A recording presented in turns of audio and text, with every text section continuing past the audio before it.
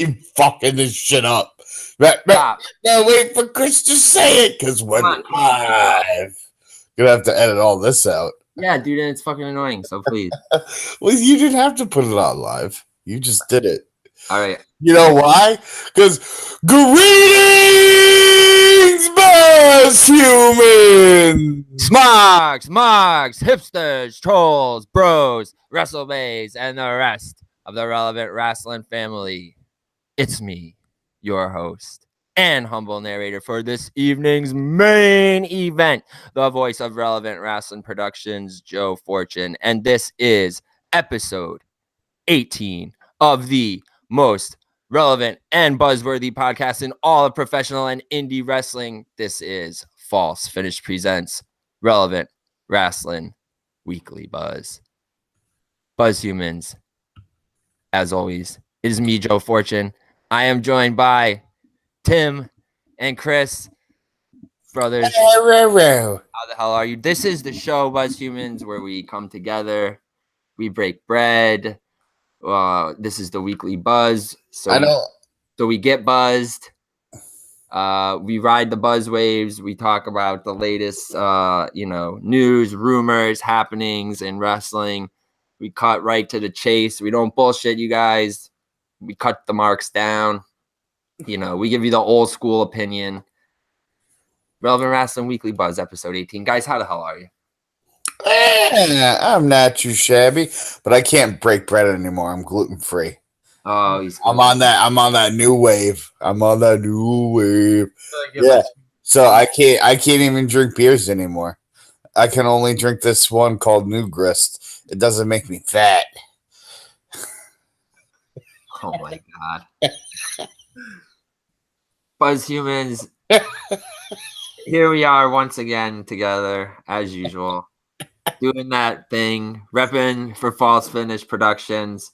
So before we get into it, allow me to, as always, plug our social media so you can ride those buzzways with us.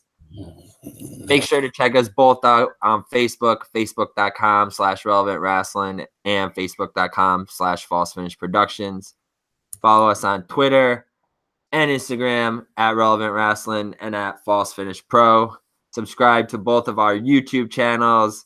Check us out all over podcasting platforms. Hit us up on iTunes. Leave a review on there. That would be nice so we can, move up in the ranks of podcasting on there. Check us out on Audio Boom. You'll find all of our podcasts on there. Now we are the only wrestling podcast that False Finish Productions is repping for. So we got all three of our shows on there. Weekly Buzz, I Dream of Joshi, which is doing great. Now we're averaging like about 100 plays a show, 75 to 100 plays a show. So that's great.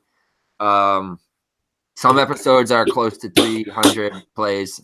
So that's really great. We want to see the other numbers go up, especially for our Goes Beyond and, Weekly Buzz, of course, too. So check us out on all of the podcasting platforms, Spotify, all that good shit. Check us out on check out our relevant reviews on our Facebook group notes page section, on the Japanese Puro Ichiban page on WordPress, and on falsefinish.com. Hit us up for your copy of the most interactive wrestling zine on the planet, The Relevant Rag. Issue 3 is Don't look. It will be printed next week on Friday, which is like the 21st, because that's the next weekday that I have off.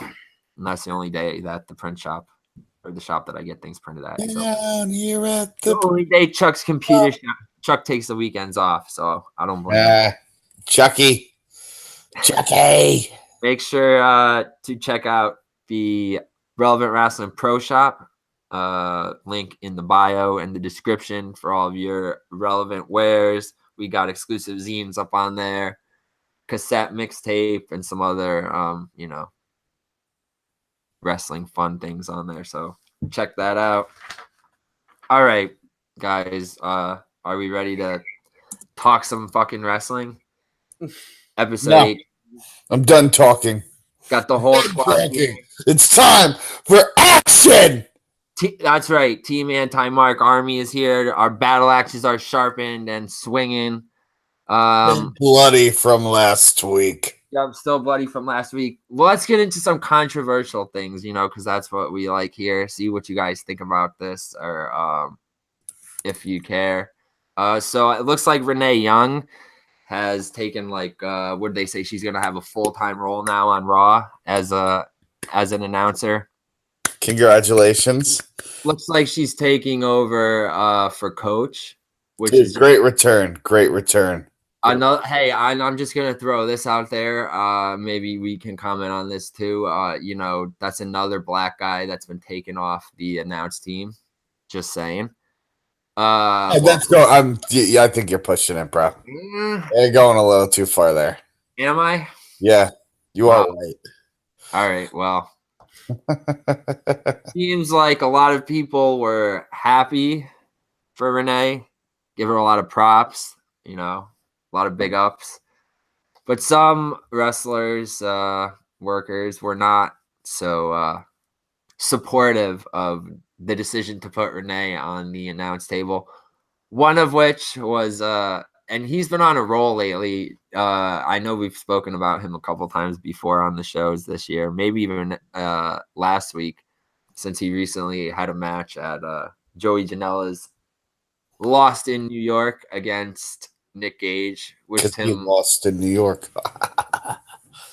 which Tim said was like one of the worst matches this year. But I never said that. You said it was a bad match, but it was not on Nick. I said it was a bad match. Well, I didn't say it was the worst of the year. That's put words in my mouth. It could be up there though. It could definitely be up. Well, I watched WWE, so it's pretty hard to contend with. All right, fair enough. So this is just an article from 411mania.com, but this has been all over, and if you're on Twitter, you've probably seen this. It says Sabu posts homophobic and sexist tweet regarding Renee Young's WWE promotion. Yesterday was filled with tons of positive posts from those in the wrestling industry, congratulating Renee Young on her new job on Raw commentary. Sabu retweeted Taz's congratulatory message, and let's just say he certainly has an opinion. Okay, so this is Sabu's tweet. Guys, this is not safe for work, so if you are easily offended or triggered by homophobic slurs, I am going to read this in full because that's what we do here on Relevant Wrestling. We don't hold anything back here, but I'm going to give you guys the option, to skip ahead I don't really know what the timestamp is on this, but if you want to skip ahead a minute or two. But yeah, so Taz tweeted, congratulations to you, Renee Young at WWE. At Renee Young WWE, first ever full-time #Raw female commentator. And the response from Sabu was, let's pull this up here. She is the first non-fag, but she is one of many cocksuckers. And that was posted on September 11th by Sabu. So, I don't know. How do you guys feel about Renee being on the commentary? Do you think it's cool that a woman's on there, or does that even matter? Do you think she's doing a good job? And how do you feel about Sabu just going off rip like that and cutting into the entire announce team? Tim, you want to start off? I love her being on the commentary thing. I hate that it's the fact that she's a woman. I just think she's good on the mic. And I think she's getting her just due. And personally, I could give two shits about what the fuck that dude says. He's just like his relative, the Iron Sheik or whatever. Just he get old and rambling, and probably all the drugs in the holes in his brain are starting to leak out or something. But it's just Sabu said something stupid again. All right, and it'll pop up somewhere and be and barely have a match. I didn't want to go into it, but there was another tweet where someone asked Sabu, how much heroin have you done? And Sabu said, obviously not enough to fucking kill me. Ding, ding. That was from this week also. Yeah, good for him. Chris, do you like, how do you feel about Renee being on commentary? I mean, it's different. I like it. She's actually a sportscaster, right? She was like a sport commentator in Canada. Yeah. I mean, she knows how to do it. I like her, and that's for Sabu. I didn't know he was still relevant, to be honest with you. Like, I didn't know he was still around. People still have matches with him just because they want to say they fucking fought Sabu. What, at like age 70? Dude, he's like definitely in his 50s. I mean, we used to see him in town. God, dude, 15, 16 years ago, doing hardcore matches against God rest his soul, Balls Mahoney and Raven and Terry Funk. So we been saw Sabu, and you know, like we said earlier, that match at Joey Janela's lost in New York was not a great match, and Nick Gage has been having a killer year, so for him to have to put up with that shit. You know what you could compare Sabu to right now? He's like the Arabic Ric Flair, like looking like a wrinkled leather case. Oh my god! Hey, props to Flair. He just got married. Yeah, good. Yeah. Five times. Yeah. How old is his wife? Old enough. Young enough, bro. She's probably like, I don't know. She looks young. She does look picture, young. and I was like, yeah. Her name is Wendy. See, I kept thinking that Samoa Joe promo was like, is he calling out Flair's wife or is he calling out Styles' wife? He's calling out both of them because that's how he do. Oh yeah, Big Daddy Joe. That's right. Yeah. Wendy. We could just keep. It seems like this is the week to cut the homophobic promos. So we could just go right into this. You know, we talked about a couple of these shows before here on our show. This dude Casanova Valentine, he's like a deathmatch wrestler from Brooklyn. He does like these shows at this bar that he works at, the Tender Trap. No ring matches. They've had some wild matches there, like Joey Janela's been there, Darby Allin, Chris Dickinson, Penelope Ford, Stockade. You know, all sorts of deathmatch wrestlers have come through there, have matches against Casanova. You know, a lot of people don't like this dude, DJ Hyde, who's like the owner. The new John Danzig. Why don't people like DJ Hyde, dude? Like, I feel stupid, but like, I know everybody hates him. Why? Because he like ruined the company after he bought it from Zandig. Is that why, I Tim? just thought he was like a fat, crappy wrestler, and then he bought that company, and then everyone just doesn't like him. Yeah, but you saw that like Vice documentary. Well, yeah, I think it's because that he took Zandig, and Zandig was a fan favorite, and yeah. Oh, and then they literally did that angle where he buried him, right? Yeah, that was the Vice documentary. Yeah, that like match. They literally like dug a hole in his backyard and like buried the dude, and then like dumped all the dirt on him with the fucking beat the shit out of him with light stuffs. Yeah, and it was like a shoot too, dude. They like really buried him. Yeah. But anyway, so this is from 24wrestling.com. They've got money for trapdoors. And again, if you guys want to skip ahead, you know, like a minute or two, this is another like trigger warning, whatever, not safe for work warning. Triggered. Please don't report us. Please don't flag us. That's not the intent here. We're just not, you know, we're just trying to read. These are not our words. These are just these are the words of others. But this, like I said, is from 24wrestling.com. I actually might be able to play the video. It says DJ Hyde, owner of CZW, called a member of the crowd a stupid fucking faggot on Wednesday night before a match and is now apologizing for it. Video from the incident can be seen below. The incident happened at Tender Trap in Brooklyn as Hyde was about to face Casanova Valentine. He was cutting a promo but took aim verbally at the fan, yelling, "Fuck you," and said, "Why do you want to fuck me, you stupid fucking faggot? When did Tender Trap become a game?" Hyde posted the following statement concerning the incident on his Twitter. I need to publicly apologize for my regrettable behavior last night. There is no excuse for it. It was unacceptable. I hold myself accountable and will do everything I can to try to right this wrong. I am sorry. Well, let's see if we can play this. Later in the day, GJ Hyde was seen making out with said fan. Why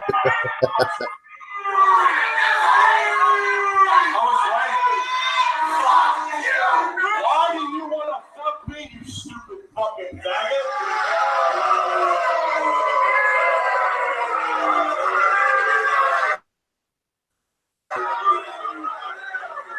When did Clemens become a gay bar for Christ's fucking sake?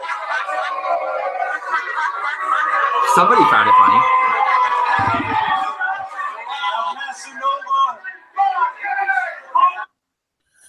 I am appalled. All right, guys. So, it's 2018. You just played that. Yeah, I can't believe I just played that. Things are different now. Heel promos. What do you think? Is that an acceptable? Are using homophobic slurs an acceptable heel tactic when cutting a promo, or is that just crossing the line and really just showing the person's true colors? What do you think? I'm just gonna sum this up in one word. I'm not gonna say anything else after it. No. It's not acceptable. Chris, what do you think? Is that an acceptable way to does it offend you? Doesn't personally offend me, but like people, we live in a time where people are just too sensitive, I guess. I'm personally not offended by it, but I understand why someone will be. So like, I don't really find it acceptable, especially when it's like a touchy subject still in this, in society. So I would say no. Well, there you go, Buzz Humans. Not acceptable to use homophobic and sexist. No, sexist is okay. Oh yeah, yes. All right, so I think you know how we feel on that one. Now let's turn that into a positive note. Let's talk about that brown upside down. That's right. Some empowering things, some cool stuff. Let's support women here. Let's put over women wrestlers, female wrestling, whatever you want to say, ladies wrestling. We already heard some announced matches for the WWE Evolution pay-per-view, but now there was a script that was leaked that had 14 segments on it. I'm not going to go through all the segments because some of the matches we already know. What are some matches that are happening there? The Mae Young Classic Finals. Yep. And, who's wasn't Trish fighting Alexa? Yeah, Trish is Alexa, Melina, and Naomi. What is it for the women's tag champions? Beth Phoenix and Natalya versus. Those are some of the what do I want to say, the specialty attractions, the leaked matches, but which ones were officially announced? Trish's. Yeah, Trish and Alexa. Who's Lita fighting? Mickey? Lita versus Mickey. See, that's the one I got mad about, right? We were debating that on the last show. Yeah. It's safe because Lita really can't go. Yeah, but when do you want to see Lita and Trish or Mickey and Trish? Isn't it two? I think it's just those two right now. And the Mae Young Classic Final. And who's Ronda fighting? It hasn't been announced yet, but they're saying Nikki. Oh, I hope so. She's gonna kill her. I don't know. Nikki's in good shape. She's deceiving. Nikki's very athletic. Rag Attack 2.0, yeah. Nikki's very athletic. It's just Rag Attack 2.0, God. Rag Attack 2.0. So, some possible segments and matches that we are unannounced, but we're on that script. A special announcement segment with the WWE Women's Tag Team titles being introduced, and a four-way match for that, which would be Alicia Fox and Kelly. Yep. Versus the Iconics, versus Mandy Rose and Sonya Deville, versus Beth Phoenix and Natalya. A Carmella talk show segment with the ladies of Glow, and I know a couple months ago, didn't they have a little segment with the cast of Glow. Yeah, they did. Raw or SmackDown. I don't really know how that went over, but whatever. The finals of the 2018 Mae Young Classic, which we already knew that, but if you've seen the spoilers, then you know who's in the finals. But I'm not going to give those away. We don't give spoilers on here. Kairi Sane. Yes, Kairi Sane won. Kairi Sane won. She won last year, Tim. Kairi Sane. Kairi Sane won this year. Is she the champion right now? Yeah, Tim seems to want the buzz. The I wonder if they did that on purpose. They put the belt on her near the anniversary of her winning it. Hey.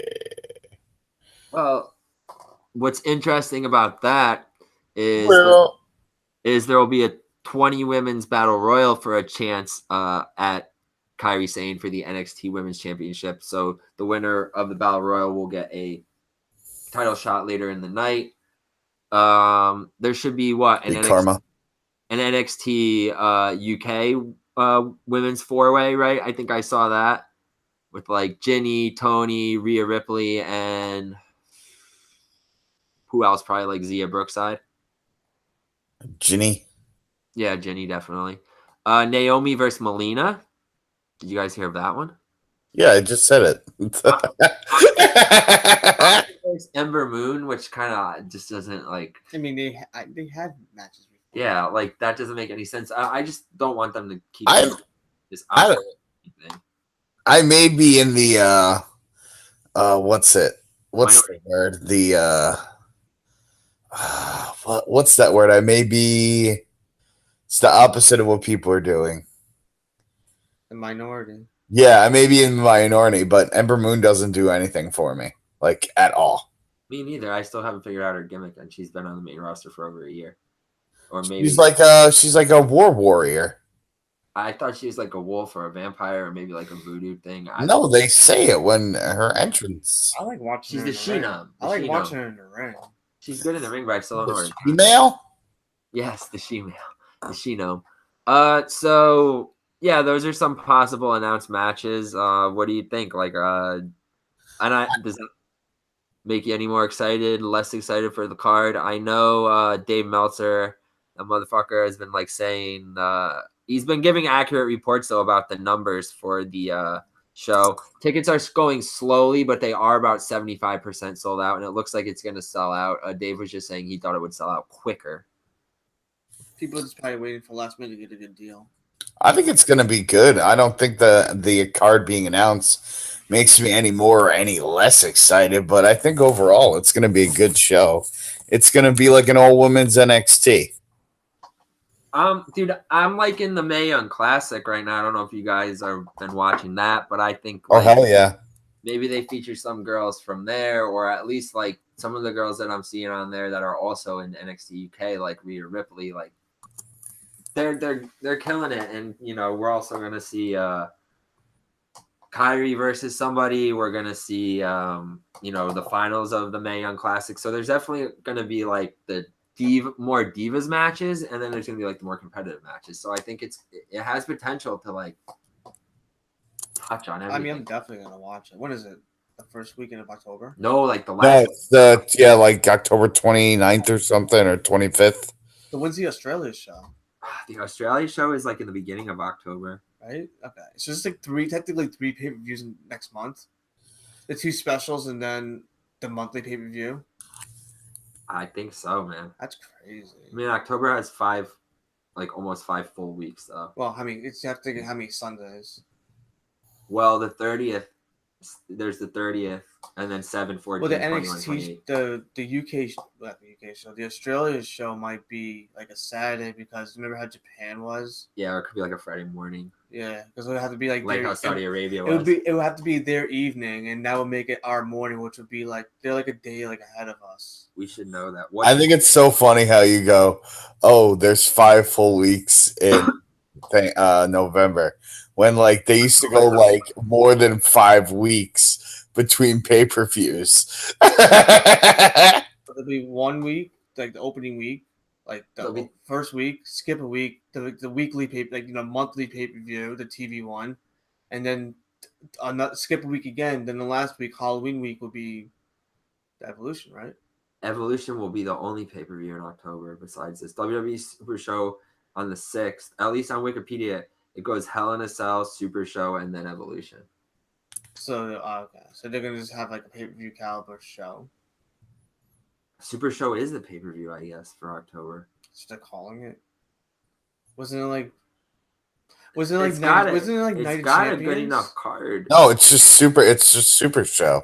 Got a stacked card, but I'll just read through it quickly. Supercard is the Australia show. Yeah, but Yeah. that's the pay-per-view. Oh, okay. That's the pay-per-view for the month. Oh, okay. Dude, this card is stacked. Flair versus these are storylines that they're building to. Charlotte versus Becky, Asuka and Naomi versus the Iconics, New Day versus The Bar, Alexander versus Murphy for a cruiserweight title, Styles versus Joe for WWE Oh, so it's championship. okay. So Yeah. that's what they're writing. Yeah, Okay. They're writing for it. So they're actually making it the paper. Okay, Yeah. I gotcha. But it's obviously not in the country. Okay, gotcha. Ronda and the Bellas versus the Riot Squad, Shield versus Braun and Dolph and McIntyre, Bryan versus Miz to determine number one contender for WWE Championship. I did not know that was number one contenders match. That's the Yeah, when did they add that part? what it says. That's awesome. Dude, I think Miz could win that, and then You probably said that. Oh, you think Joe's winning? as much as I want. I think AJ's still gonna. I think they're throwing a red herring out there by saying on the internet, like right now, the like consensus is like, oh, Vince is really high on Joe and he wants Joe to beat AJ, but I think they're just like throwing that out there to throw people off the scent that like maybe Miz is gonna get it, because I still think they want to do Miz versus Bryan at WrestleMania, and maybe Bryan wins, or at least just them have a title match. So I mean, you would have to have Miz go into WrestleMania as a champion. It's an idea, but So they're gonna so they're gonna try to recapture the magic that they had at like WrestleMania 30. No, I wouldn't believe. No, there's no way. There's no way you could do that. I just honestly, I just think the Marks want to see that match in New York next year. I think they want to see it. I mean, I'm not saying I don't want to see it, but like the Marks really want to see it. Have Miz Bryan for the title. Miz coming in as champion. Because they haven't had like a match yet. Yeah, they had SummerSlam, but it wasn't anything like Was it Smosh finish though? crazy. Yeah, exactly. Yeah, so Well, it's what leading into Hell in a Cell. this match is kind of dumb, and like we'll talk more about what I think might come from this match later, but I don't know if that's the direction they're going in. Cena, see, this is weird because we haven't seen Cena in a while, but it's Australia Super Show. You need Cena. Yeah, you need Cena. Cena and Lashley versus Owens and Elias. Okay, and then the main event, Triple H versus Undertaker. Well, it's not stupid. It's kind of relative to the storylines. Cena and Lashley versus Owens and Elias. I mean, you got like this thing. Where, Owens and Lashley and Elias and Cena. Yeah, I gotta say though, like Cena and Elias had that banger on Christmas. If anybody remembers that. Yeah. You see the sixth move of doom. Everybody was bitching. Even freaking Russo and those guys were bitching. Oh, they gotta work. It's disrespectful to make the wrestlers work on freaking Christmas. Well, I do know they're not doing a live show. I'm pretty sure either SmackDown or Raw. Well, obviously, either SmackDown or Raw, but one of them falls, I think, on New Year's Eve this year. It's gonna be SmackDown. No, Raw is on the 31st. No way. December 31st, and I heard they're not doing a live Raw. What? Yeah. That's what I heard. So they're gonna tape it during the day. But Christmas Eve they're gonna have Christmas Eve they're gonna have Raw. I hope they have it on the East Coast. That'd be fun. If it doesn't get snowed out like the infamous Connecticut Raw. That did get the one time Raw was ever canceled. But to touch on what I was Ambrose still walking back.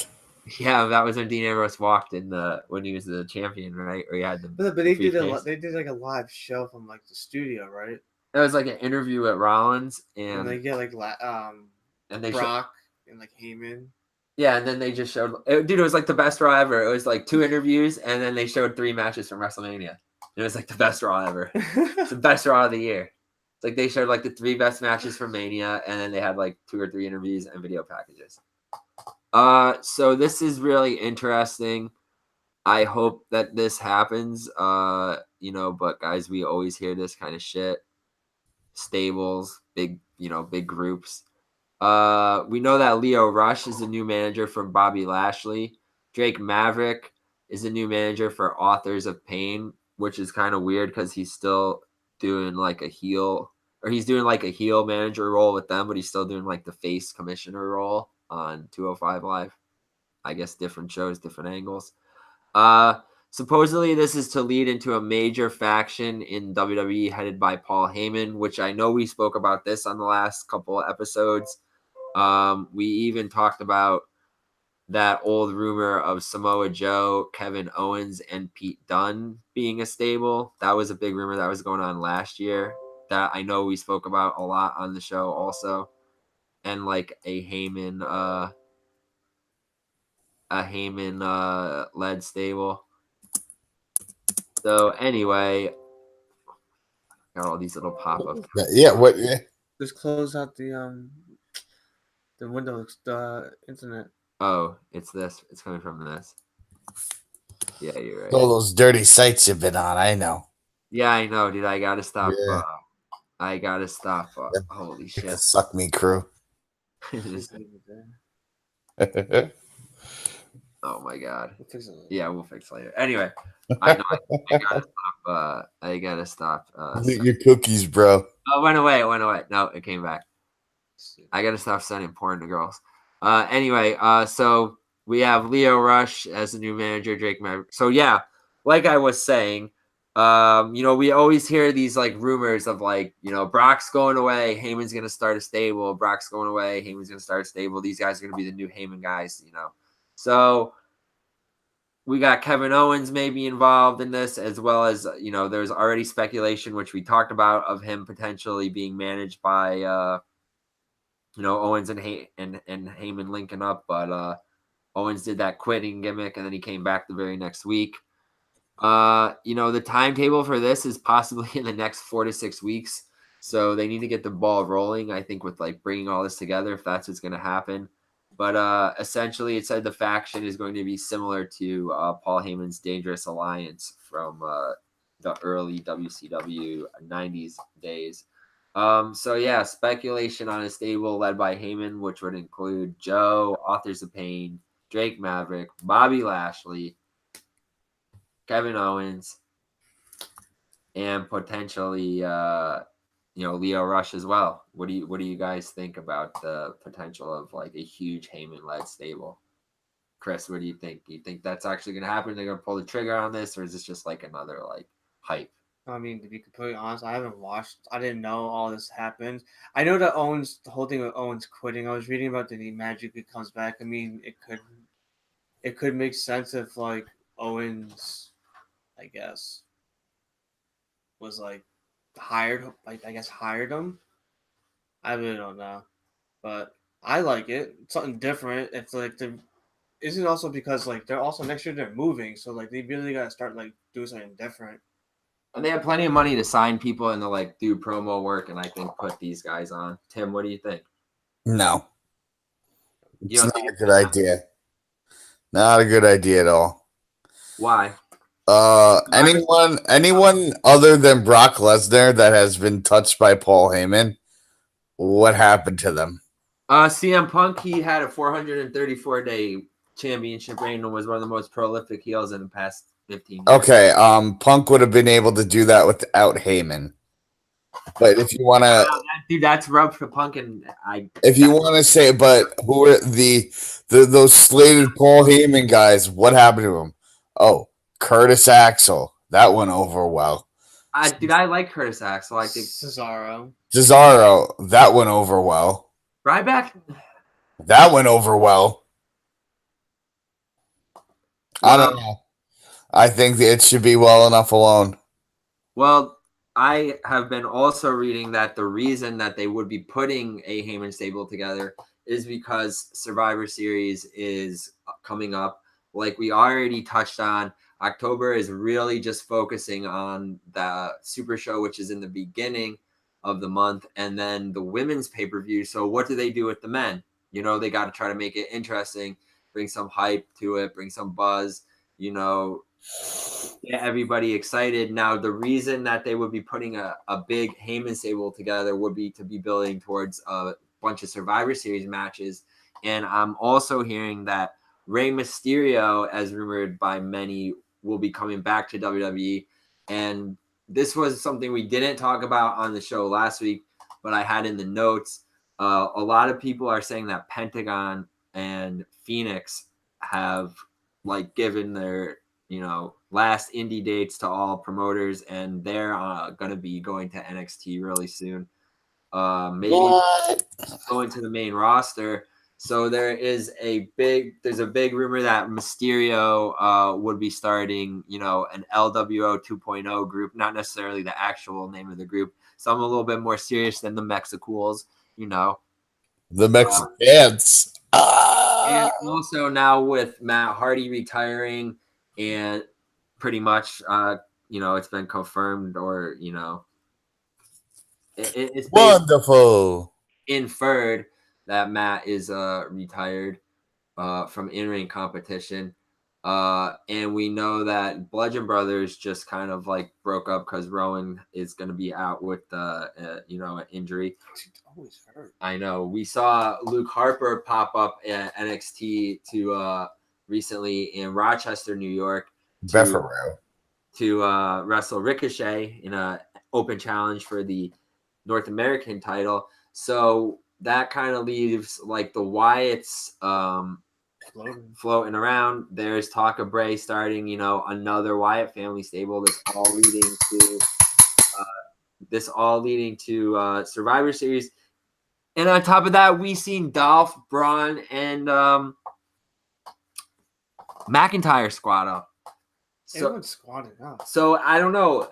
What do you think of all these rumors? News, like, I don't know. Tim didn't buy the first one about the Dangerous Alliance. But what do you think about LWO, Wyatt's? You know, maybe even putting more people in Dolph's stable. I mean, who's people that are floating around?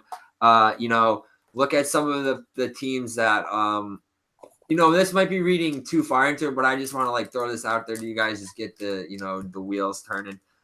You know, you also see like Chad Gable being paired with Bobby Roode. I don't know if Jason Jordan is honestly done, if this shit with his neck is really legit, or this is just another, like, you know, they're just trying to throw people off the scent. But they could put American Alpha back together. There's always the possibility of now WWE having all this money to sign James Storm, put Beer Money back together. Hell, they could put the four of them together. You never know. They could bring Sanity is on SmackDown now. I mean, it does seem like they're kind of slowly setting up stables, but are they going to, you know, is this going to come to a big stable war at Survivor Series? I don't know. What do you guys think? Or is this just, you know, more Mark's wishful thinking, putting rumors together, you know, big indie names? Let's just throw them all on the main roster and have them fight. It's just wishful thinking. No more than that. Like, you're going to tell me that this company that could barely put together a tag team division nowadays is going to start doing all these stables and then coming out with them all at once? Okay, good luck. You know, you think people complain enough now? Like, you're going to bring up all these stables to do what? To eventually half of them are going to break up in not even a couple months, if that. Yeah, but look at it though. Like, look at the rosters now. Everyone's squatted up. You have the Shield. 3 top guys. I didn't even mention them. Are together. You all Wow. okay? Then you put the other 3 together. You know, Braun and McIntyre and all of them. You already have Sanity, which is 3 men. You have Authors of Pain. Like, that's just how I look at it. Everyone's already squatted up. Like, you have the Shield back. Like, is that even more evidence to put 3 guys who could easily carry the title and put them together? The Shield is a shell of what it used to be.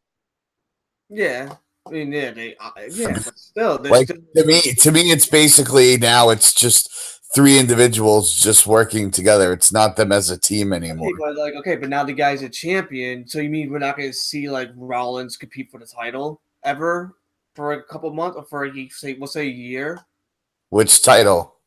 The Universal Championship. Like, you can tell me these two are never gonna compete for that title because they're boys. They're gonna work together. But he's got the Intercontinental title. I'm just saying, like, okay, but like, what if, like, you know what I mean? Do you understand what I mean?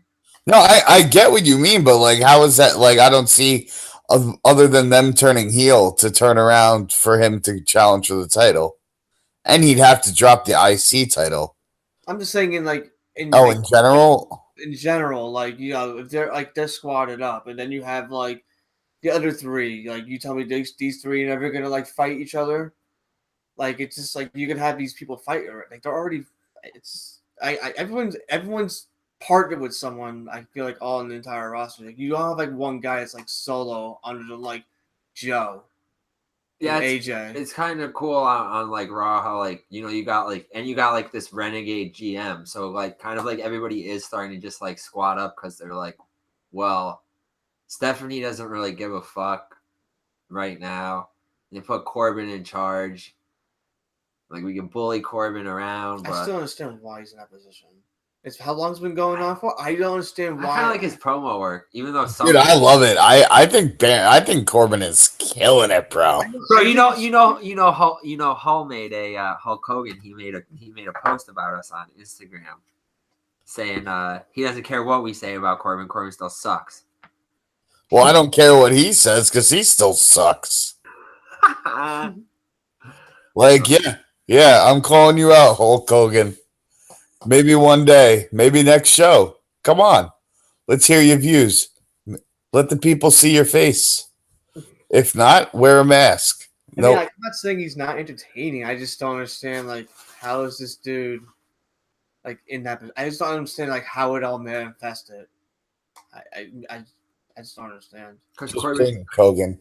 Just bring it, Hogan. Because the lone wolf character was so bad that you really you just have to go with. Let's just give this guy like office job practically. Are you kidding me? Like, dude, this man has been like evolving ever since I've seen him day one on NXT. Yo, Chris, this guy Tim is real. Yo, you need to write for the fucking zine an article about the character arcs of Baron Corbin and show these marks what a real fucking dude. He had 3 entrances in like 4 weeks. I have more character arcs than anybody else. Like, you are absolutely right. So go on this, brother. Go. I think he's changing. Like, he's been getting better. Like, it's not I think he doesn't get the credit that is due to him personally, and I love him in this Constable character. I love that he's one of those guys that doesn't wear ring gear. I love how he wears his little vest and his pants. Like, I just love it. And, like, shaving his head is probably one of the best things that's like happened in his career. But like, he's been evolving. It's not even just like his entrance, like his outfit, his move set. Like, I feel like he's dialed in, and like when he was given that shot, like he did hang with the big dogs. Like, yes, they took away his, the money bank and the whatever the hell it's called. Do we know the real reason that got taken away? I don't. That doesn't matter because it's like if you're looking at it from a fan's perspective, it doesn't matter why it got taken away. He lost to John Cena. He, blah blah blah blah, and gender. It is what it is. But I just think he's very underappreciated because of maybe some of his, his physical attributes. I'm not saying he's not good. I was a fan of him in NXT when he was coming up. I'm just saying I just don't understand. All I'm saying. Dude, all the marks loved him and did the crowd did all the mark chants. I'm not saying you. I just mean everyone. 5 deep or whatever, 6 deep. Is that how it goes? In 7 seconds, and the marks were loving it. And can we all just agree he ain't no Elias, though, so it don't matter. And Elias, they all came up around the same exact time. Yeah, I'd say Elias Scott is. No. I'd say they're both kind of killing it, though. Despite what the marks think, dude, I love him. I mean, I've been a fan of Elias since NXT, but this whole thing just blew up. But like, I just want to say we were always Elias fans, and back last year we caught a lot of flack for that. And you can go back and listen to this podcast. We've been supporting Elias for over a year. So all the We've been walking with the last. Maybe not me, but so all the I'll be people right that- back. and no names, not gonna name nobody in particular because those beefs have been squashed. But it's just nice a year later go back and say, like we were right about certain guys, and that's all there is about that. So WWE is currently having how can this be possible? Jeez, currently having difficulty finding a venue for the fan access and the boo-hoo. I'm sure you guys are gonna be torn about that. They're having trouble finding venues for fan access and WWE Hall of Fame for WrestleMania weekend next year. Vince had to have a meeting with the executives of MSG. He's trying to have a meeting with them as soon as next week because while nothing is confirmed, it is rumored that it may be about, he wants to have a meeting with them about that ROH New Japan show. I don't know how Vince is going to get that show canceled. There are already rumors that he got the show canceled and then the show, was back up. Tickets sold out. I don't know. What do you think? You think that this is just like more rumors? You think there's like any tarnished relationship between Vince and MSG because of New Japan being there? You think Vince is going to knock them out? I mean, tickets are already sold out. I have a ticket for it. I hope it doesn't get knocked out of MSG. I got a ticket for it. I mean, I feel like he's still living back in the days where like you gotta control your territory. That's what it is. Yeah, Chris is right. I mean, there's no more territory days. I mean, WWE is he's just old fashioned. WWE's having pay-per-view in Australia, and Ring of Honor has shows in Australia. WWE has shows all over. It's MSG though. But like I feel like I don't know. I feel like he has like that connection. I don't know. I feel like he's like it's MSG. Like he feels like he should be the only wrestling promotion that should only be there. Yeah, but you're fucking right. 100% right. Yeah, but you think that's like okay, so we had All In, and like I just want to say, okay, guys, it's been like what, almost 2 weeks later. Has the world changed? Has the game changed? Has wrestling really changed since All In? Yes. Is that a real yes? Yes. What has changed? Everything.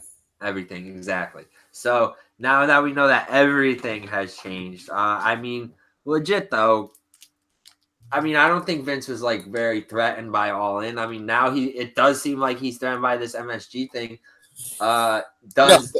Is this going to be like, everybody said, okay, it's going to be All In. It's going to be the debut of the New Japan shows on the West Coast. Like, is this going to be the real like, thing that like gets people noticing that there's something else out there besides WWE, and that really does like put the, fear in them. Well, just start this off. I think the whole MSG thing is a matter of loyalty and respect. Because dude, they've been running that building for how long, right? So after you do it for how long, you don't have like a contract, but it's kind of like an unsaid agreement of like, okay, we'll run your venue. We won't run any other wrestling shows. But then it's deteriorated and broken down where they barely, if at all, run MSG, like maybe once a year now? And it's not even televised. Yeah. Not specials.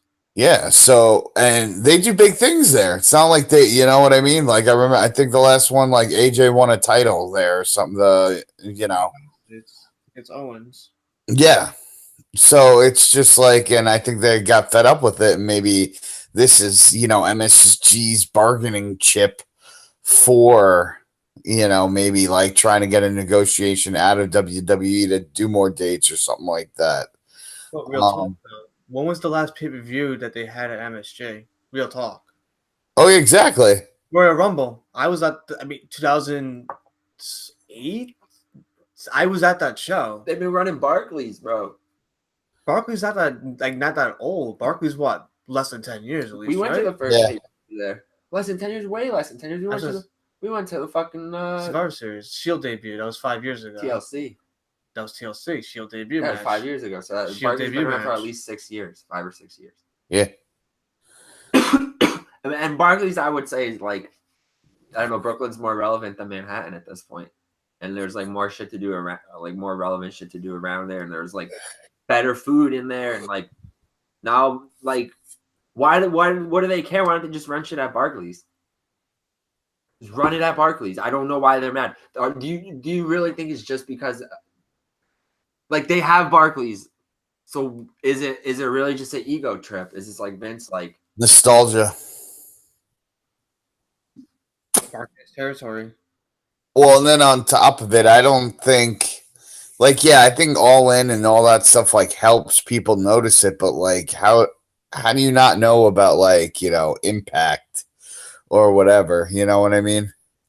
Like, I don't know, dude. I feel like still a lot of people don't know about other stuff. I mean, usually like if you talk to casuals, like they're not gonna know about the other stuff. yeah, you're right. And I don't even know if they still will after this. Like, unless there's like a main TV deal or something where that show is on pay-per-view, then like All In is like, I don't know. Got to see what the numbers are for that, and how many tickets were sold for that. I don't even know if there were more tickets sold for that than for All In. I don't know. That would be. Nothing can sell more than All In. Change the game. Oh, dude, my life was changed forever. I mean, I definitely think we got like this show has just been so much better since All In. Like, I feel like we have just like, oh, we stepped it up, bro. I feel elite. Oh, dude, I feel like being the elite.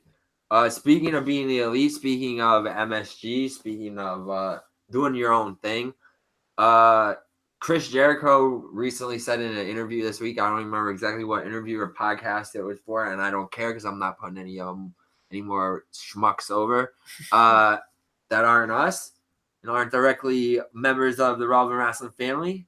So with that said, the Alpha Chris, that's what he's going by now. I love it. The Alpha Chris Jericho, that's officially his title, his gimmick now, is open to working at the show that we just talked about next year, the April 6th ROH New Japan G1 Supercard at Madison Square Garden. Jeez. Wait, when is it? April 6th, the most relevant day of the year, right, Tim? Yeah. Why is that? Is because it's your Bruiser Brody's Brew Day. So send all of your bring all your good craft beer whales to New York City for that day because we're gonna party. We're gonna slay. Yeah, we're gonna. And they're all from the brewery. We're gonna slay Mark. Not the brewery. The brewery. We're gonna celebrate Tim's birthday. And we're gonna go to Mania weekend. With Kyrie Shane. Dude, what was the gimmick that we had come up with for her last week? It was like for Kyrie Shane and Io Shirai. Kyrie Shane and Lee. Io Shirai. Yeah, but we came up with like food related gimmicks for them, I think. Oh yeah. You're right. Oh damn it. Speaking of it, I even have like my Io and Mio shirt on. But it seems like we're talking every week for the last month about Jericho being on something else. Last week it was Jericho's going to be on just relevant. That's it. Last week it was Jericho. Is he going to be on Impact coming up? You know, then it was like Jericho Cruz, who would, you know, so and so is going to be on it. I mean, what do you think, man? Jericho still got the New Japan IC title in Hawk. So, is that going to be the big, one of the big names next year? WrestleMania weekend, Chris Jericho is at Ring of Honor instead of WWE? Or is he at both? I think there's a conspiracy theory behind all of it. What do you think it is, Chris? Even going back to Cody, remember when Cody got released? It was on mutual terms. There was no disrespect. Remember? And then he went to the indie scene, and then all of a sudden, now they're signing a bunch of these dudes, and then you have Jericho, who's also in very you assume in good terms with them, also and then free to come and go. So you're saying he's almost scouting? I think they're both. I think he's scouting in a sense. Wow. I mean, and because he knows how to work the WWE system, he's kind of taking that style and then using it and then twisting it to make it like their style. And he did have that that same interview. He did, he always throws out like those comments to throw you off your scent, throw off his scent. He said like, oh, like right now working the indies or whatever is fun, but working for Vince isn't fun. So like Chris said, if he goes and scouts all these indie guys and brings them to WWE and goes back and starts having matches against Omega, Pentagon, Rey Mysterio, and WWE, especially when they're on like Fox Sports and all that shit. Like, I don't know. That's a good theory. That's a good theory that Jericho could be scouting guys. Also too goes back to the point of like, you bring back your stable of like Ray and Ray Penta and Phoenix. Who has he been tagging with? Like, has he had like a singles match lately? Because it seems like he's just tagging up with them. Because he did that tag in All In, did the same tag at Wrestle Kingdom. Well, he did wrestle Darby Allin in Connecticut. Oh, yeah. In a singles match. Connecticut cunt. Yeah, that's right. But yeah, I mean, Jericho is just... I mean, I've been a Jericho fan since WCW. Like, anything he does, like, it's just great. Like, all of his gimmicks, all of his angles, like, he's just, like... I just feel like there wasn't really, like, a downtime in his career of his character. He was just... He's an entertainer. He was just that good. Can Jericho definitely up for lots of buzzies this year. Gonna be up for Buzzy for most relevant. Gonna be up for Male of the Year, Wrestler of the Year, overall wrestler. This dude was like the hottest gimmick. I mean, revolved around a list. Yeah, I mean, probably Jericho's gonna be up for a lot. He carried a clipboard and wore a scarf, and he was the most over thing for a year. Yeah. Anything he does, it's just gold. Come on, the picture with him and Owens, like with like the chapel, whatever it is. Oh Come yeah, on, yeah, dude. yeah. Jericho's it's like a creation of Jericho. So God or whatever. Yeah, creation of Adam. And they made the toy figure set for that too. So you were happy when he came back and he said nothing. What do you mean? Well, he was. Remember that year when he came back and literally said nothing and walked out. I like the freaking gimmick with him and Dean Ambrose and the potted plant. The potted plant? No, but when he first came back, into the fucking cage, and he literally just came back and just said nothing and kept walking around the ring. Okay, yeah, he's Jericho. He keeps you guessing. I mean, he literally changes the gimmick every time. And like you said last week, he's even doing the freaking one knee code breaker to the side. Like yeah. No, I wouldn't say the sloppy one, but it is what I mean, like a rougher one. Yeah. Like the snap code breaker or whatever, like way quicker, just like off to the side. So I mean, it's like he's always evolving. It's like, I mean, when's the cruise? The cruise is in October too. We'll see what happens. Big October. A lot of stuff going on wrestling. Iceberg right ahead. Cruise is gonna be interesting. I was looking at prices for that. A little expensive. I was curious. You get like a single suite for like two people for like $800 a person. Buy curious. It's like a 4-day. It's a 4-day cruise. Yeah, buy curious. You stop at Nassau for 1 day, but you're at sea for 2. So like Long Island, Nassau. No, it leaves out of Miami. Welcome to Miami. Bienvenido a Miami. Yeah, but then for someone like me to go, I would have to fly down there, so it's going to cost me just as much as to get a plane ticket. Plus, right now with the height of hurricane season, I don't even want to be down there. Well, just talk yourself out of that cruise. Well, Buzz Humans, that about wraps up the rumors and news segment. We're about to move on to the moment or the part of the show that I know you have all been waiting for, the predictions pool segment. We're each going to give our, prediction on who is going to win the matches at Hell in a Cell pay-per-view. And also if we have any predictions for any returns, screw jobs, spots, it is Hell in a Cell. Chris usually has a crazy bold prediction that usually comes true. So I gotta learn the card, honestly. So we'll see how that goes. Not a very big card, which is cool. So that means hopefully a lot of time for the video packages to build up the the Hell in a Cell matches. It really is a small part. We only have 2 Hell in a Cell matches, which is cool. So they're not OD in the gimmick. I appreciate that. Even though me and Tim always half shoot, half seriously say they should just do a whole fucking show in the cell. No, that's TNA all serious. Yeah, it would be kind of cool to see if they could do it at least once. I'm sure people will get pissed, but Marks will get pissed, but we don't care because it would entertain us. So we got 2 Hell in a Cell matches on the card, like I said. A couple, this is a dual brand pay-per-view because that's how they're doing things now. It's going to be this Sunday, September 16th. This poster looks stupid. They have like Braun Strowman as a demon and like Roman Reigns is the devil, but like Roman's supposed to be a face, and he looks more. Oh, it looks dumb. That's bad imagery. San Antonio, Texas, from the AT&T Center. The theme song is "Glory" by The Score. Oh. The sponsor is WWE. What is this? Champions. I don't know. Like the Mobile app. Yeah, that game. Yeah. Yeah, I like the New Japan one that was out for like a week. It was like the same thing. So yeah, let's get into it. Start Start with the bottom of the card.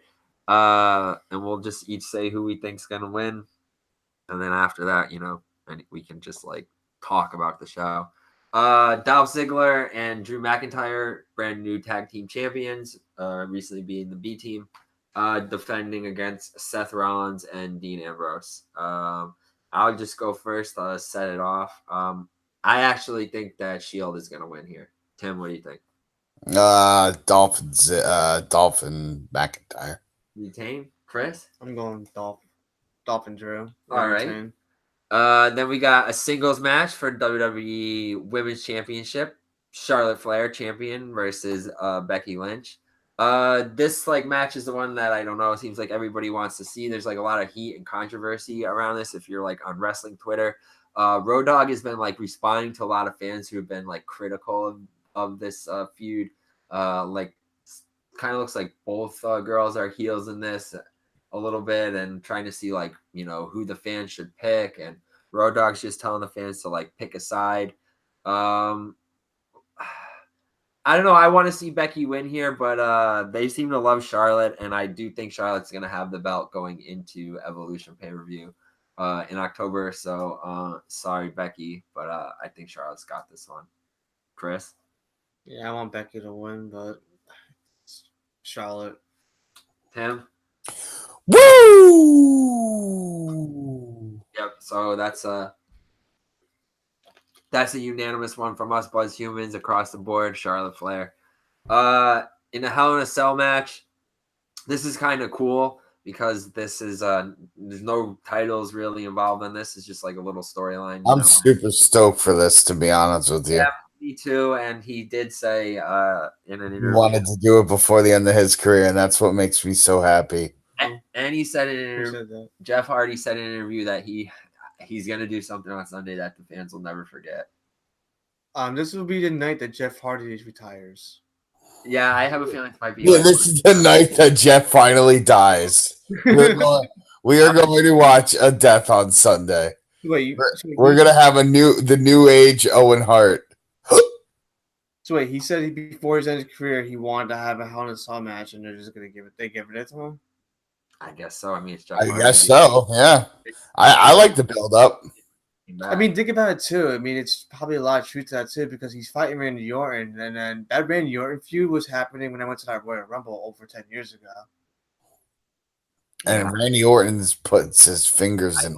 I love their feud. I love when he feuded with Triple H too. Jeff had some great feuds, man. Yeah, he just sucks on the mic. He's really. Yeah, he does suck on the mic. Let's enjoy some wrestling, boys! Woo! That's how he always ends it. A little weird. Yeah, Tim's right. No, because he my issue with him is he always crescendos through his promos. Like he's like, tonight we're gonna fight. Yeah, it sounds like he's like constipated. No, like he's like trying to like rev up the crowd for a band. But we're talking about Jeff versus Randy Orton. If you guys haven't figured it out, in a Hell in a Cell match, first time ever. Jeff Hardy's in a Hell in a Cell. Orton been in a lot of Hell in a Cell matches before. I think they said only. He was also in the Punjabi match. Oh yeah, right. That's right. Orton's got a lot of experience in these gimmick matches. Damn, Jeff versus Orton. I don't know. I gotta go with Orton because Jeff just does a crazy bump. Like I just was thinking about this all day when I was putting the notes together, and I read this article. Like I really do think this motherfucker is gonna. Now they did this shit recently with Owens getting thrown off a cage against Braun, so it's not like we haven't seen some crazy shit happen. It's also Jeff Hardy. Yeah, it's Jeff Hardy. The ring could they can definitely put. He might go to the fifth cell. I'm thinking, either something crazy where he gets like they do an RKO or something, and Jeff goes through the cell, or I'm thinking like he's really gonna do a swanton off the top of the cell onto Orton, and Orton's gonna move. He's gonna put himself through the table, but of course I'll have the crash pad underneath. But I'm thinking Jeff just swantons off the fucking cage like we always have him do in the video games. You guys know that you do it. Don't lie. 2K18, you're gonna do it too. But Jeff's been like winning all the promos and the angles and stuff leading up to this, so I think like Orton's gonna get the payoff. And like Tim said, it could be one of Jeff's last matches. What do you guys think, Jeff or Orton? Who do you think, Chris? Go either way, but I'm gonna give it to Orton, just because Jeff's gonna probably put himself out. Tim? So to go back to your other point, like when Foley got thrown off the cell, like that was like the first of its time. Now it's just like, I hate to say it, it's becoming like, I mean, not out of the, like, it's not impossible now. Like It's expected. Shane did it, Owens did it. That can be done safely now. Yeah, like it's known. I'm gonna go the opposite because I think it could go either way, but I'm gonna go with Hardy. Wow. He'll win the match, but he'll be broken. Very interesting. New gimmick. And Nakamura is not on the card, so I guess they could like. I'm pretty sure whoever wins this match should probably just go back into a program with Nakamura. No, Nakamura's going to New Japan. Yeah, he probably is. That's what they say. He should just take the U.S. title hostage, or just quit. I forgot he's champion. He should just quit and be like, I forgot I was the champion. I forgot to speak English. I speak no English. Yeah, I just don't want to be here. All right. Ronda Rousey versus Alexa Bliss, a rematch for Raw Women's Championship. I love Bliss, but Ronda's got to retain and go into Evolution as champion. It's just obvious. Tim? Rousey. Chris? I want Bliss, but Rousey. Yeah, Ronda's got this one. Yeah, there's no way Bliss is winning. Big Dog, Roman Reigns versus Braun Strowman with Mick Foley as the special guest referee. This is Braun Strowman's cash-in for his Universal Championship match after winning the Money in the Bank. So I guess this is like his official match. That's what it says here on Wikipedia. This is Strowman's Money in the Bank cash-in. So, no surprise cash-in. Wow. I hate to say that they're going to waste this cash-in, but I don't see... I don't know. I guess I see Roman winning. Chris? First of all, before I get started, where the hell did Mick Foley come into all this? What did I see? I haven't watched. It's like the 20-year anniversary since he did the stunt. It's not the same date, and like Marks were saying, it's not. That was back in June. Why didn't they just like the 20th year? It's a whole year celebration. Yeah, it's 20 years since they had that match. Okay. But Marks were saying that the match was in June, so why didn't they do it in June? I say just put it on. I'm gonna just go with Braun just for the fuck of it, dude. Braun's just too hot right now. You just roll with it. Wow, the Ziggler squad walking out with all the belts. I think so. Give it to Braun. Tim? First of all, I think Foley He's gonna take some crazy ass bump. I just don't know what. He plays hip. He ain't doing nothing. Yeah, he's doing something. Well, he does the bump. And Braun.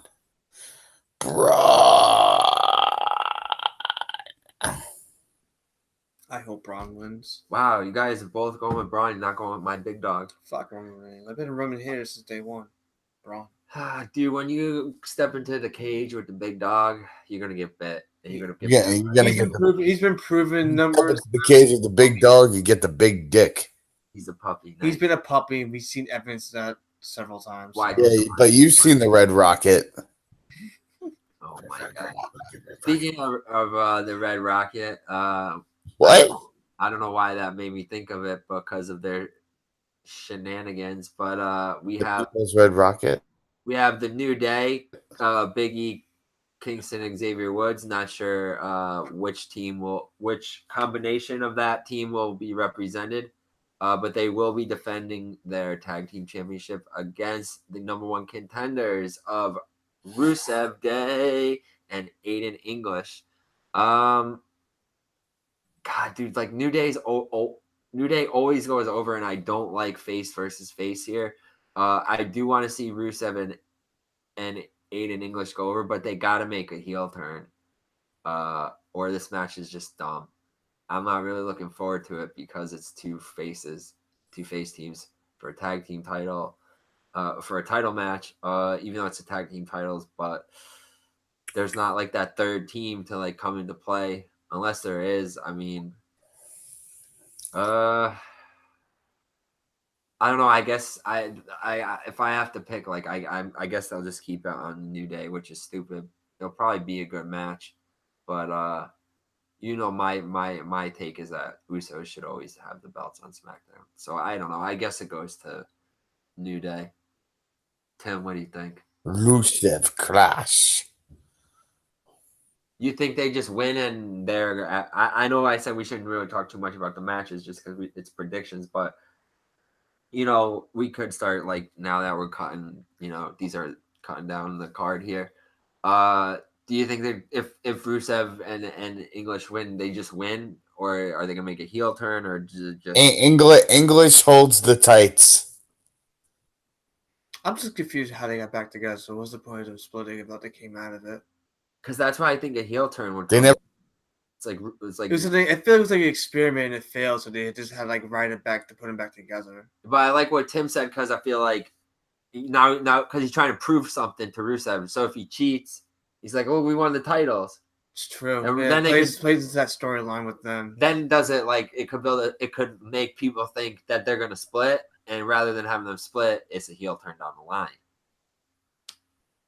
True. There's a story because like there's still like a story, and it's like them. He's like, yeah.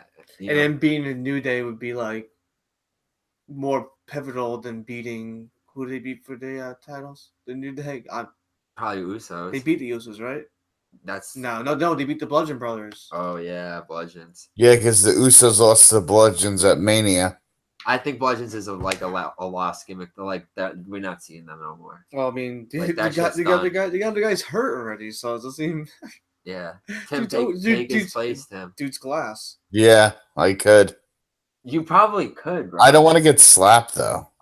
Oh, they smack each other. They smack each other. But they have a really cool entrance in 2K19. I don't know. Yeah, but like Harper smacks this.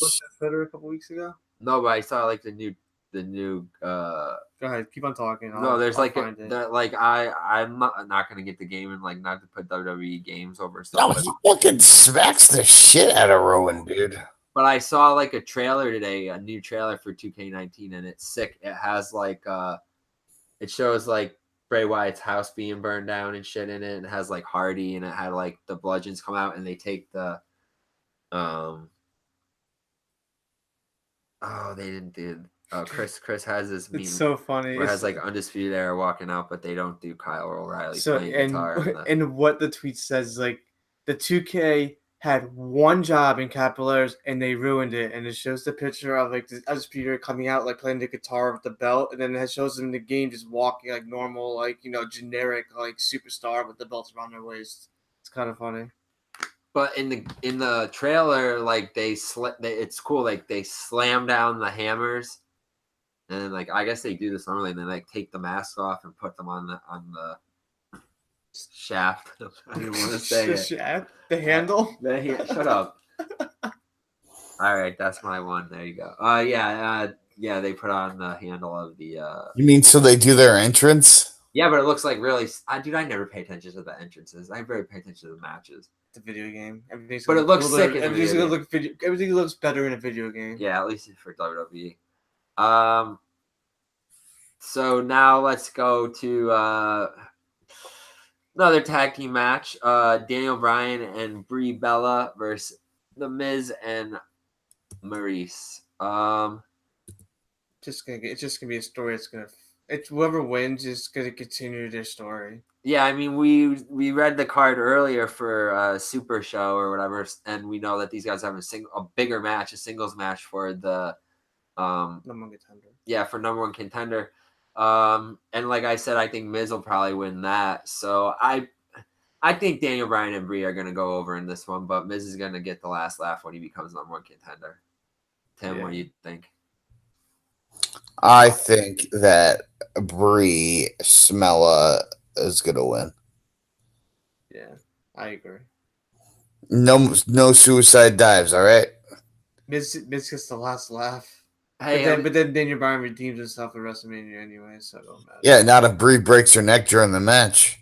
Hey, I give Brie credit for committing to do the two. Hey, I'm not saying that. It's just goddamn. When you get Brie mode, you do crazy things. Hey, I was gonna say, talking about falling short, literally. I don't care what anybody says. Like, She went through that ropes and like she didn't even float. She just like dropped like a rock. It was like her body went like a 90-degree angle. Yeah, it was just like, oh no, done. Guys are terrible. But That's the truth. You see it. She like literally like as soon as she like gets through the ropes, she's just like down. I'm just calling as I see it. Yeah, gravity fucking got her good. Oh my god. She got tripped up by the air. So Yeah. the main I'll event. put that there. The main event, Samoa Joe versus AJ Styles for the WWE Championship. Samoa Joe doing the, I'm gonna fuck your wife gimmick, basically. Bryan already fucked your wife gimmick. Make your kids my kids. Daddy's coming home. Night. Andy! Don't you love when he's like, Daddy's going night, and like I thought it was so dumb that he did that promo recently on the most recent episode of Smackdown where he read from the fucking children's book. This is the best. Like, remember when like the feud started coming out, and then like remember listening to like the Russo cast, and they're like, just imagine them sitting at the table. There's so much tense in the table. You see them like eating at the table like that. But you remember that like angle they were like writing they're writing. Dude, out? they kind of like now they kind of like copied it. I'm like with the barbecue thing and like with the little Annie's birthday party. Damn, do we see our boy Joe finally win a championship belt and hopefully get a new pair of trunks? Or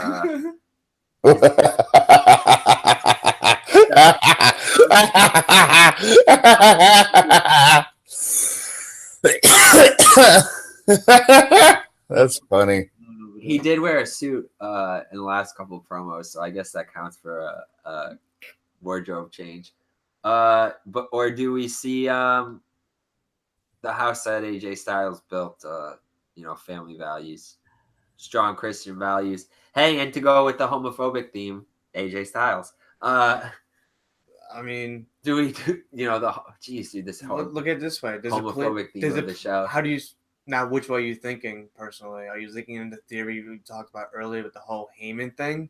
So maybe Heyman comes into play during this whole ordeal, or I still think Styles should keep the belt though. See, I don't know if people even think Joe's gonna be in like the Heyman stable now. They think like it's gonna be Owens. I think AJ needs to keep the belt on AJ. I like Joe. I don't know what I like Joe too. I don't know what they're gonna do with him if he loses, but I would go with AJ. Tim, what do you think? As much as I want Joe to win, I think they're going to stay with AJ, at least for now. Maybe they'll save the title change for the Super Show in Australia. Like, they have a match there too, right? Yeah. All right, so maybe Styles does win.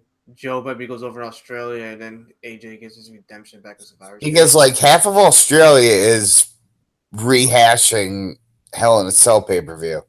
yeah, but yeah, that's true. I wonder, like, maybe like Chris is saying, but maybe Joe wins at the Hell in a Cell. Hell in a Cell, and then AJ wins it back at Australia. It's like bigger face pop. But isn't AJ on like a really long title reign right now, like over a year now? Yeah, there's no point to drop the title. Well, I mean, it doesn't matter. You just hit over 300. Yeah, but they'll get a big pop if AJ wins the title in Yeah, but then Australia. like okay, but then but then that would kind of decimate Joe's like character. Like, oh, you win it, but then you lose it in a month. I feel like right now, AJ. I think it'd be worth if Miz beats AJ for the title. I think Miz is like a big time now and everything. I just feel like Miz going over Styles is a bigger payoff. That's just my opinion. I mean, that's if they go that route, but I feel like it would make more sense for him to beat Daniel Bryan than for him to go on and win the title, because AJ can still have a great match without a title, and then you put that title on the Miz and have Bryan beat him at WrestleMania for it.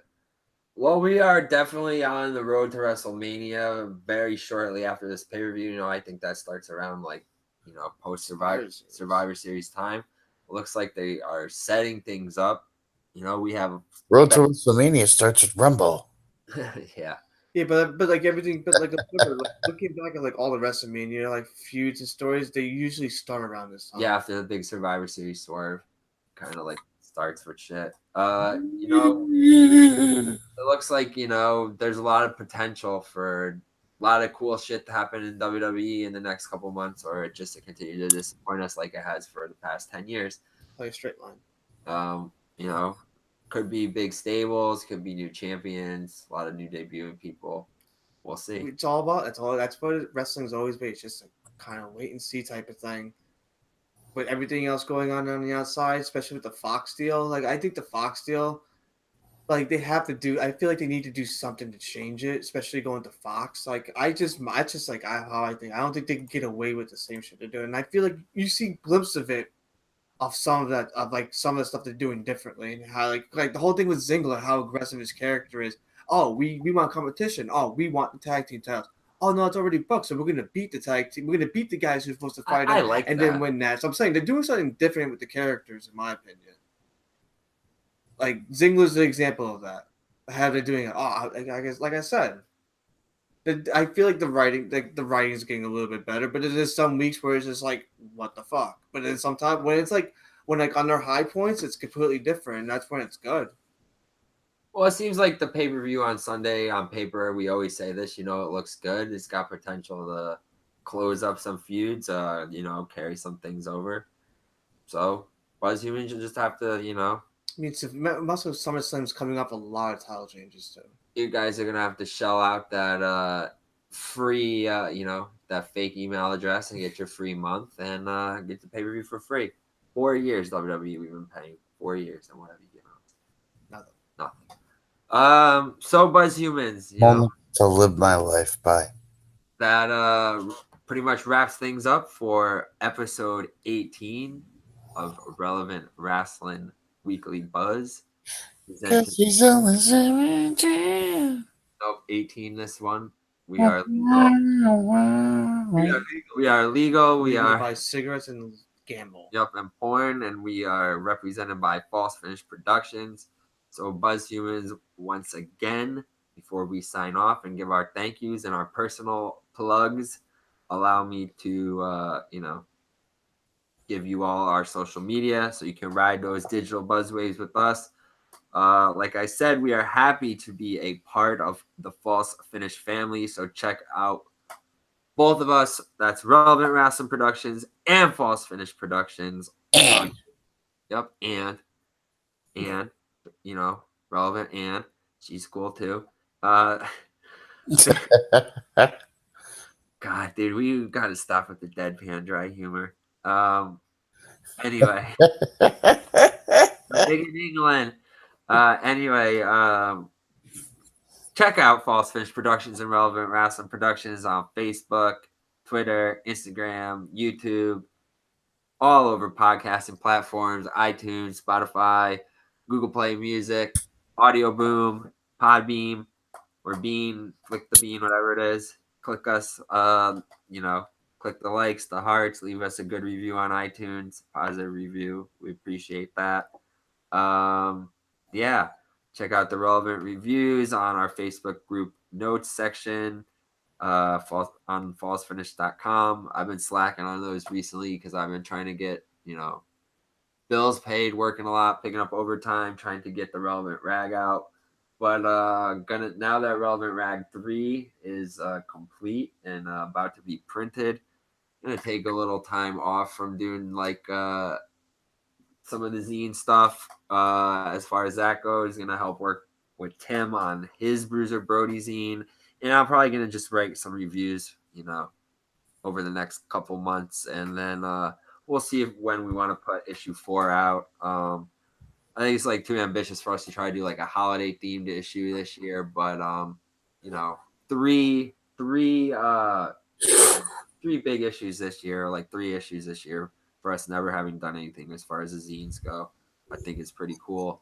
And with the other 2 special zines that we put on the Big Cartel page, that's cool too. So that segues us into, hit us up on any of the social media platforms to get yourself on the mailing list for the Relevant Rag. Issue 3, like I said, will be out honestly this time.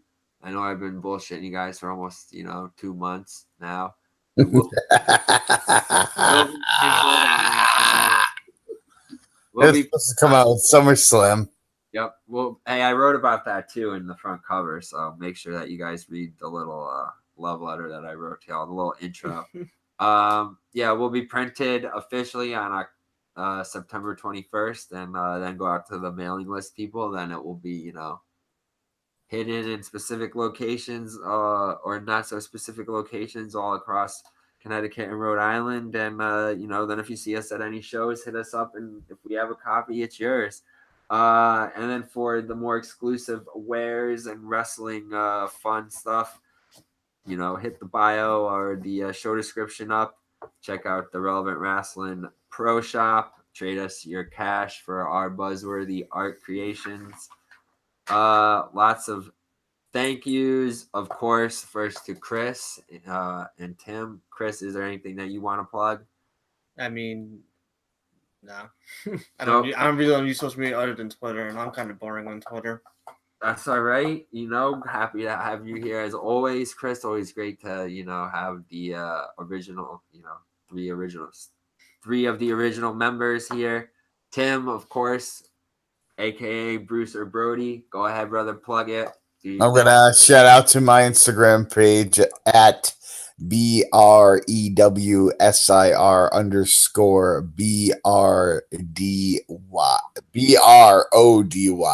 God, can't even spell my own stuff.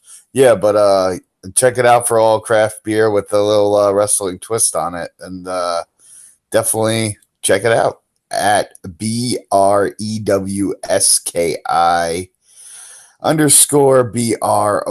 _BRODY. And P.S.